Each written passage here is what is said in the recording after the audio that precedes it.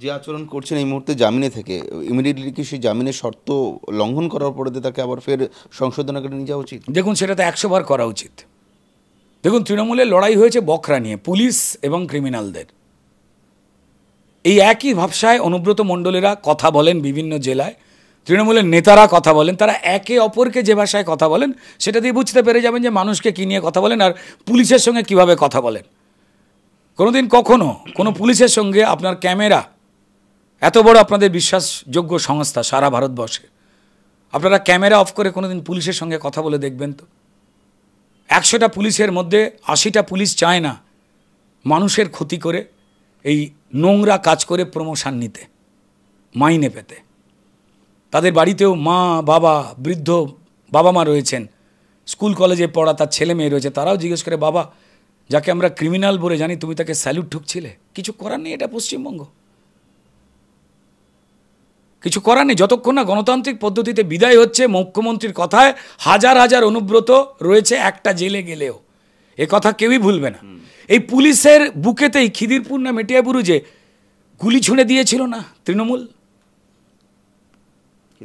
তো এ কি আজকের ভুলে যাওয়ার ঘটনা নাকি? পুলিশকে লুকোতে হয় টেবিলের তলায়, মমতা বন্দ্যোপাধ্যায়ের ভয়তে আমরা ভুলে যাব? কিন্তু এই ক্রিমিনাল ছাড়িয়ে আনে মমতা বন্দ্যোপাধ্যায় আইনকে বুড়ো আঙুল দেখিয়ে।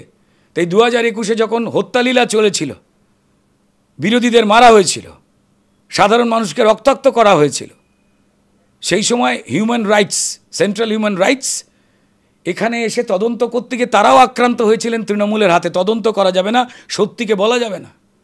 এই পুলিশই তো তারা তো বলেছিল না যে এখানে এই রাজ্যে আইনের শাসন নেই, শাসকের নিজের আইন আছে। কি আইন?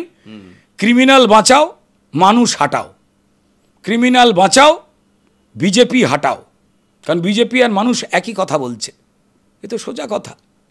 আমরা নজিরবিহীনভাবে দেখলাম এই পুলিশই, বীরভূম জেলা পুলিশের অনুব্রত মণ্ডলের বিরুদ্ধে এফআইআর করলো, পুলিশের বোলপুর থানা আইসির অভিযোগের ভিত্তিতে তাকে সমন করেছে। এবং যদি তিনি অনুব্রত মণ্ডল হাজিরা দেননি, অসুস্থতার দোহাই দিয়ে তিনি এড়িয়ে গিয়েছেন, কিন্তু অনুব্রত মণ্ডলের বিরুদ্ধে এফআইআর, তাকে সমন করা, তাকে ডেকে পাঠানো, করা অবস্থান নেওয়া, পুলিশের এই অবস্থান একটু নজিরবিহীন লাগছে না? না, একদমই না। কেন? দেখুন, সাধারণ লোককে চোখে টুপি দেওয়ার জন্য এই ঘটনাগুলো করানো হচ্ছে। ঠিক যেভাবে চাকরি প্রার্থীদের কারা কারা স্কুলে যাবে আর যাবে না আজ অব্দি লিস্ট বার করছে না, যোগ্য অযোগ্যের লিস্ট মমতা বন্দ্যোপাধ্যায়ের কাছে নেই, কিন্তু তিনি নেতাজি ইন্ডোর স্টেডিয়ামে কারা যোগ্য সেই টিচারদের লিস্ট মিলিয়ে ডেকে মিটিং করেন। সবাই জানেন তিনি মিথ্যেবাদী, সবাই জানেন তিনি শিক্ষকদের নিয়ে মিথ্যে কথা বলছেন। কিছু যোগ্য শিক্ষক রয়েছেন যারা তাদের কথায় বিশ্বাস করে এই আন্দোলনটাকে অনেকটা ঢিলে করে দিয়েছিল, আজকে তারা বুঝছেন। এটা তো খেলা চলছে একটা, ব্রাত্য বসুকে দেখতে পাওয়া যায় না শিক্ষামন্ত্রী, তো অনুব্রত মণ্ডলে তো হচ্ছে তো খেলা। বীরভূম থেকে লুটপাট করে যে টাকা তৈরি হতো সেই টাকা তৃণমূলের একটা লবির কাছে পৌঁছতেন, সবাই বলে অনুব্রত মণ্ডল। তৃণমূলের কিছু ভাঙাপাত্র মুখপাত্র আছে গোলগাল, তারা এবং তাদের লবির কাছে অনুব্রত মণ্ডল এই চুরি জোচ্চুরি মানুষ লুটের একটা টাকাও দিতেন না। সেই জন্য তারা যখন অনুব্রত মণ্ডলের কোথায় দোষ, মাথায় নাকি অন্ডকোষ, পিজির ডাক্তাররা খুঁজছে, আমি বলছি না, রিপোর্টে এটা বেরিয়েছিল অন্ডকোষের সমস্যা কিনা, তাই তো তখন সেই লবিটা গালাগাল করতো অনুব্রত মণ্ডলকে। বেসিক্যালি দুটোই ক্রিমিনাল। এক ক্রিমিনাল কেন অন্যজনকে দিচ্ছে পয়সা, আমায় দিচ্ছে না, এইটা নিয়ে এদের অশান্তি। আর এই টাকা তোলার জন্য যারা নিজেদের নিয়োজিত করেছিল আইনকে অশ্রদ্ধা করে, মানুষকে বুড়ো আঙুল দেখিয়ে, তারা হচ্ছে পুলিশ। কোন পুলিশ? যারা এসপি ডিএম যারা হন, এই রাজীব কুমারদের দলেরা, তাদের সঙ্গে কোনো বনিবনা হয়নি। অনুব্রত মণ্ডল ভেতরে ছিলেন, ব্যবসা অন্য কেউ সামলাচ্ছিল ততদিনে। সব ব্যবসা তো বন্ধ হয়নি, কিছুটা ধরা পড়ে বন্ধ হয়েছে, কারণ যতদিন এই রাজ্য সরকার থাকবেই দুর্নীতি চলবেই। তো ফলত হয়তো উনি আবার এসে ব্যবসা হাতে ফেরত নিতে চাইছেন, ওরা বলছেন না আমরা টাকা দেবো না। কিসের ব্যবসা? পুলিশ এখন গরু, পাথর, কয়লা।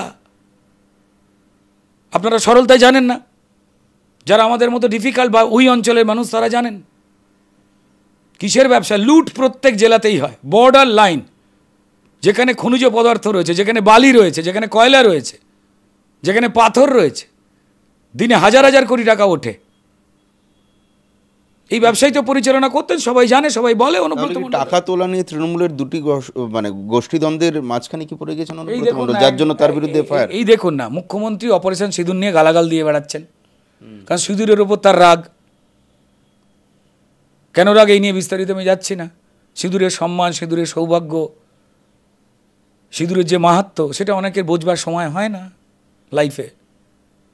ধরুন আমি তো সিঁদুর পরি না, কিন্তু আমার তো একটা মন রয়েছে, বিবেক রয়েছে, যেখান থেকে সিঁদুর মুছে যাওয়ার যন্ত্রণা আমি জানি। মাননীয় মুখ্যমন্ত্রীর হয়তো নেই, সুযোগ হয়নি ভাববার, সৌভাগ্য হয়নি ভাববার। তাই তিনি হরগোবিন্দ দাস আর চন্দন দাসকে ওয়াক অফের নামে হাইকোর্টের রিপোর্ট অনুযায়ী যখন লোকাল লোকজন, তৃণমূলের কাউন্সিলর মেহবুব আলম এবং তাদের এমএলএ, তাদের ষড়যন্ত্রে এবং পরিকল্পনায় হিন্দু বিতরণ হয়ে মারা হয়, যা সভ্য পৃথিবীতে সংখ্যাগরিষ্ঠ সংখ্যালঘুর অত্যাচারে পালিয়ে যাচ্ছে ওয়াক অফের নামে মিথ্যে আন্দোলনে, আসলে হিন্দু মারাটাই কাজ ছিল। আমরা বলছি না তো, তৃণমূল, বিজেপি, কোনো রাজনৈতিক দলের রিপোর্ট নয় এটা, সম্মানীয় হাইকোর্ট তাদের নিজেদের তৈরি কমিটির রিপোর্ট, এবং সেই কমিটিতে তৃণমূল সরকারের দেওয়া লোক রয়েছে। তারা বলছে পরিকল্পিতভাবে হিন্দু হত্যা হয়েছে। হরগোবিন্দ দাস, চন্দন দাসের মাথা, বইয়ের মাথা থেকে, মায়েদের মাথা থেকে সিঁদুর মুছে দেওয়া হলো। মমতা বন্দ্যোপাধ্যায় 10 লক্ষ টাকা দিয়ে সেই সিঁদুর কিনতে গিয়েছিলেন। তার পরিবার বলেছিল যে আমরা টাকা দিয়ে দেবো, সিঁদুর ফেরত এনে দেবে আমাদের মাথার। মমতা বন্দ্যোপাধ্যায় ছোট হয়েছিলেন, সেই রাগে পুলিশ পাঠিয়েছিলেন। তারা বিধাননগরে যেখানে ছিল দরজা ভেঙে অত্যাচার করে মমতা বন্দ্যোপাধ্যায়ের হাত থেকে জোর করে টাকাটা নিয়ে যাতে হিন্দু ভোট আর কেটে না যায় সেই চেষ্টা করতে। আমরা ভুলে গেছি কদিন আগেই দরজা ভেঙে ঢুকেছিল এই হরগোবিন্দ দাস আর চন্দন দাসের পরিবারকে লুট করতে। সম্মানীয় বিরোধী দলনেতা যদি না কড়াভাবে দাঁড়াতেন, ভারতীয় জনতা পার্টির কার্যকর্তারা না দাঁড়াতো, তাদেরকে নিয়ে মুচলেখায় লিখে নেওয়া হতো মিথ্যে কথা। এইটাই তো তৃণমূল, এটাই তো মমতা বন্দ্যোপাধ্যায়, এটাই তো ক্রাইম আর পুলিশ এবং ক্রিমিনালের সহ অবস্থানে চলা তৃণমূল। আপনি বলছেন যে টাকা তোলা নিয়ে তৃণমূলের দুটি গোষ্ঠীদ্বন্দ্ব চিরকালই তো হয় এটা। আপনার যেখানেই থাকেন, আপনার পাড়ায় গিয়ে দেখুন, এই তো কদিন আগে একজনকে গুলি করে মেরে দিল না, রোজই তো হচ্ছে। এই তৃণমূলের এক নেগেই দেখুন রাজীবকে খিস্তি দিচ্ছে, গালাগাল করছে এই কল্যাণবাবু, তার আগে মদনবাবু, সৌগত বসু গালাগাল করে না নিজেদের মধ্যে। আর যদি ফোন কল রেকর্ডগুলো শুনে নেন, অনুব্রত মণ্ডলে যেরকম বেরিয়ে এলো দেখবেন এই ভাষাতেই তারা কথা বলছে। অবাক হচ্ছেন কেন? অনুব্রত মণ্ডল এই ভাষাতেই পুলিশের সঙ্গে কথা বলতো, পুলিশের অভ্যেস ছিল, কারণ টাকা পয়সা পৌঁছতো।